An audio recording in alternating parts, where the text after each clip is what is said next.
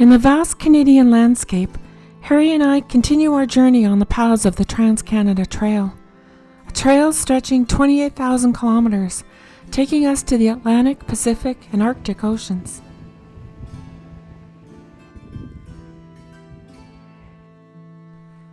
We're in the province of Newfoundland and Labrador in August, hiking and cycling across the island of Newfoundland on the Trailway, once an 847-kilometer railway from Port aux Basques to St. John's. Today it's a linear provincial park through its maritime culture and dramatic terrain.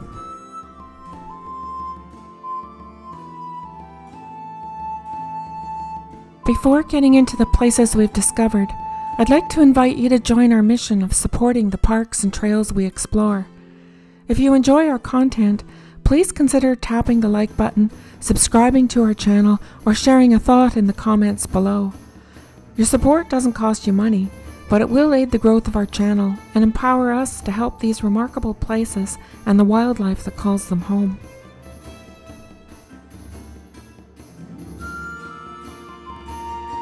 In the last video, we cycled the Avalon portion of the Trailway and crossed over the Isthmus of Avalon, where the peninsula meets the rest of Newfoundland. I'll post a link at the end of this video to a playlist that features all the Newfoundland trails we've completed. Today we're on the second and shortest leg of our journey, which crosses through the eastern region, a path damp from yesterday's rain, elevated just enough to keep it from being too muddy and slippery.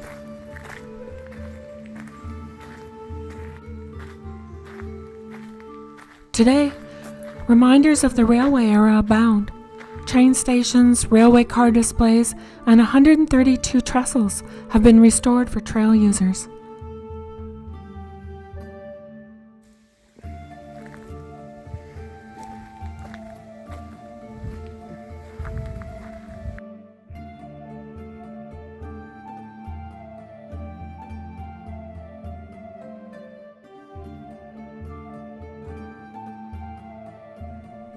Before we move on to the next section of the trail, which is in the central region of Newfoundland, we left the trail to visit the north coast of the Bonavista Peninsula. This is a land painted with forests, meadows, dramatic cliffs, grand ocean views, and colorful fishing villages. Bonavista was a place immortalized in a Canadian version of This Land Is Your Land, a Woody Guthrie song I'd learned as a schoolgirl.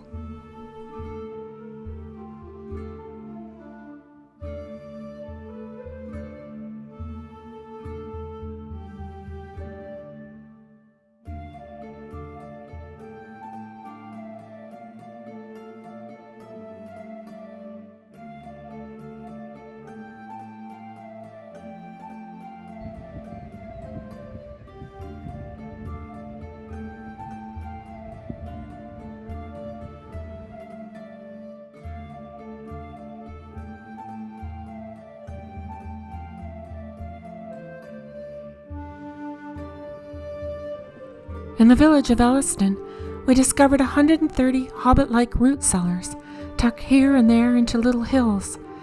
In the days before electricity, they were built right into the ground to store food for root vegetables like potatoes and carrots. The natural humidity and moisture keeps things cool in the summer and prevents freezing in the harsh winters. Half of Elliston's root cellars are still in use today.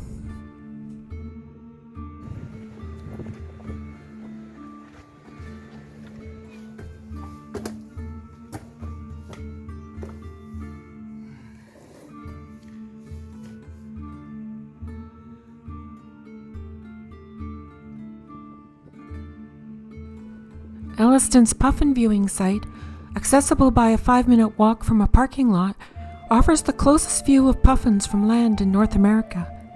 An outdoor information display shows what they look like.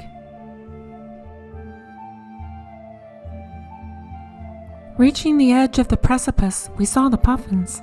Despite my close proximity to the rugged atoll, my phone camera fails to get a clear image.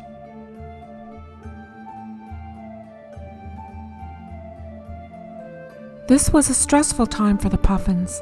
They were in the midst of guarding their precious eggs and newly hatched chicks, called pufflings, from the ever-watchful eyes of seagulls. The gulls patrolled the skies and lurked near the puffin burrows, which are made on narrow ledges of the cliffs with tumultuous seas below.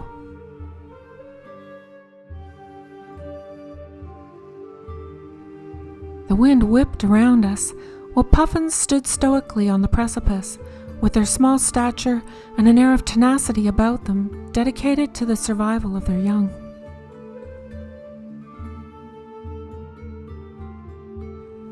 It was time to leave Bonavista's shores, sprawling outcrops, and the intoxicating charm of the sea.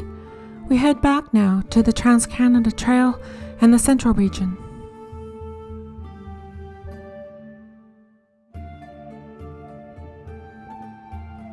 Thank you so much for joining us on our journey through Newfoundland's eastern region.